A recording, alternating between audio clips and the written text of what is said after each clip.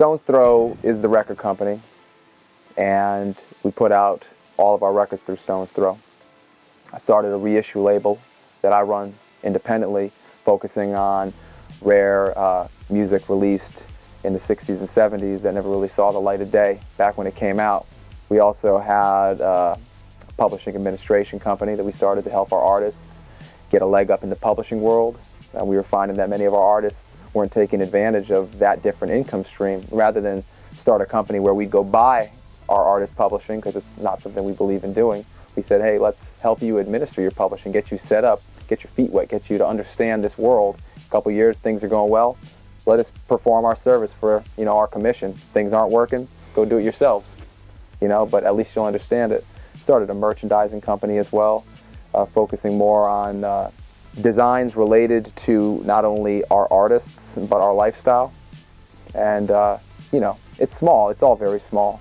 It isn't, multi-million-dollar businesses or anything like that. It's just a bunch of small, interrelated businesses that can work together, for the same goal, which is ultimately to keep funding creative projects, by the artists that we love.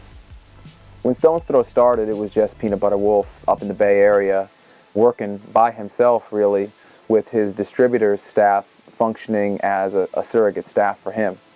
When he moved down to Los Angeles in 2000 and brought me on and brought Jeff Jank, our art director, on, I think he thought, whether it was something he processed consciously or not, that he needed to have a core that made sense and understood him and understood his mission, because if it wasn't a strong core, then as things grew, it was just going to collapse in on itself.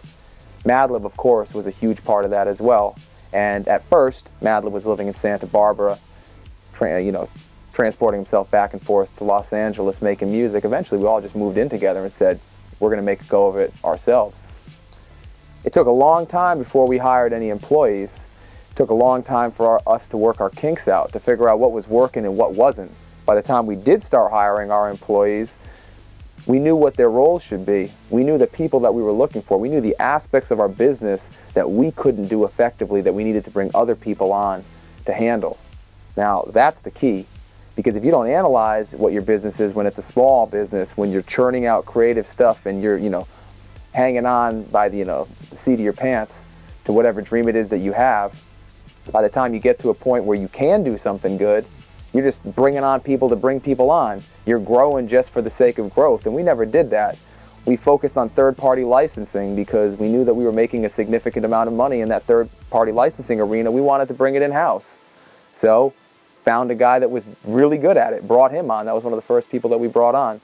We needed retail, we needed marketing, we needed good promotions. And we were lucky enough, because of the track record that we had, that we could handpick all the people that we wanted to flesh out the team like that. Right now we're small still, 10, 11 people, mostly full-time, bunch of part-timers though. And we're strong enough that I don't even have to go into the office anymore and worry about whether the guy who's supposed to be there at 10 o'clock and shows up at 10:30 is doing his job. It's just happening. It's happening because they are focused and specialized at what they do, and they do it well. Stone's Throw, I would say, is most successful in building its own brand and helping to build Madlib. Of course, Madlib's creativity, his supreme creativity, is the reason that he is where he is. But we gave him an infrastructure when he needed an infrastructure, and we've worked with him, and that's really our great success stories right there. That being said, I think that nowadays we can branch off and build on those two successes and do the things that we love to do outside of that. I mean, that is, give producers that we work with the chance to make music that they want without the baggage of trying to sell it and market it, Make music for film and TV. We're well placed in that world. You don't need to make a CD to sell to stores, You want to make a concept album? Let's make a concept album and just try to get that music placed in movies. That works. It really does. I think that Stone's Throw will be more of a all-encompassing, full-service record label for its artists in 10 years, where we'll be doing everything with artists who want to do it with us. We're not going to be holding anybody's hand and saying, you got to stay with us. We're just going to be doing it better than anybody else. Outside of Madlib, one of the great artists to come through Stone's Throw was the late J Dilla, aka JD, who came into the fold around 2003 with the J-Lib project and released his final album, Donuts, in 2006 on his birthday, his 32nd birthday.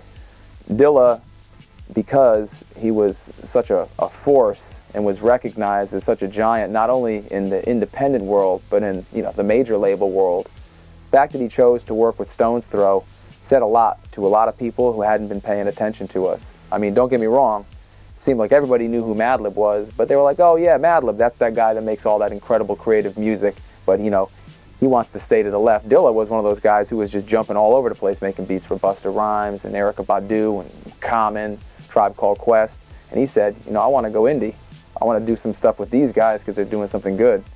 So it brought a lot of light and attention, and it was a real sad moment when he passed away, because we really felt like not only we lost one of the greats, we lost a great friend, who had put a lot of faith in us, and whose faith really paid off for us, and it killed us that we couldn't work with him further.